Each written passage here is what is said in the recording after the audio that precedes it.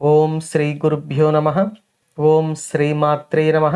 ఈరోజు మనం శ్రీ లలితా సహస్రనామ స్తోత్రంలోని 970వ నామంగా అమ్మవారిని సువాసిని అని కీర్తించుకుంటున్నాం. ఈ నామానికి మంత్రస్వరూపం శ్రీ సువాసిన్యై నమః. ఈ నామంలో అమ్మవారు సువాసినిగా మనకు దర్శనమిస్తున్నారు. మనం ఇంతకుముందు నామంలో అమ్మవారిని సుమంగళి అని కీర్తించుకున్నాం కదా. అదే భావాన్ని ఈ నామంలో వసిన్యాది వాగ్దేవతలు తెలియచేస్తున్నారు.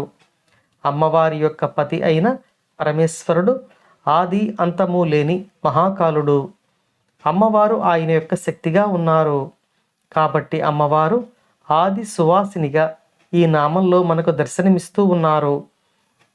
ఇక మరో అర్థంలో చెప్పుకుంటే స్త్రీలకు సౌభాగ్య చిహ్నాలు అయిన కాసులు, మంగళసూత్రం, పసుపు కుంకుమలు, మట్టెలు ఇవన్నీ ఎల్లవేళలా ధరించి ఉండే తల్లి, ఆ వస్తువులకు అటువంటి శక్తిని ప్రసాదించిన తల్లి, తన యొక్క శక్తిని శుభమునకు ప్రతీకగా చేసిన తల్లి ఈ నామంలో సువాసిని అని కీర్తించబడుతున్నారు. ఇక ఈ నామానికి మరో అర్థం చెప్పుకుంటే మంచి ఆవాసమును కలిగి ఉండే, మంచి ఉనికిని కలిగి ఉండే తల్లి ఈ నామంలో సువాసిని అని కీర్తించబడుతున్నారు. అమ్మవారి యొక్క ఆవాసము మహాకైలాసము. పతి అయిన పరమేశ్వరుడు పరబ్రహ్మము. ఈ విశ్వమునకు, విశ్వంలోని సకల చరాచర సృష్టికి యజమాని పరమేశ్వరుడు. పుత్రులేమో జ్ఞానమునకు, శౌర్యమునకు ప్రతీకలు.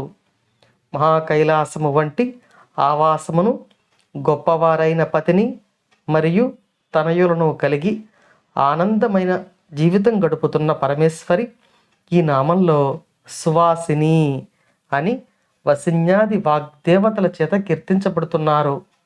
అమ్మ అనుగ్రహం మనపై ఎల్లవేళలా ఉండాలని కోరుకుంటూ ఓం శ్రీమాత్రే నమః.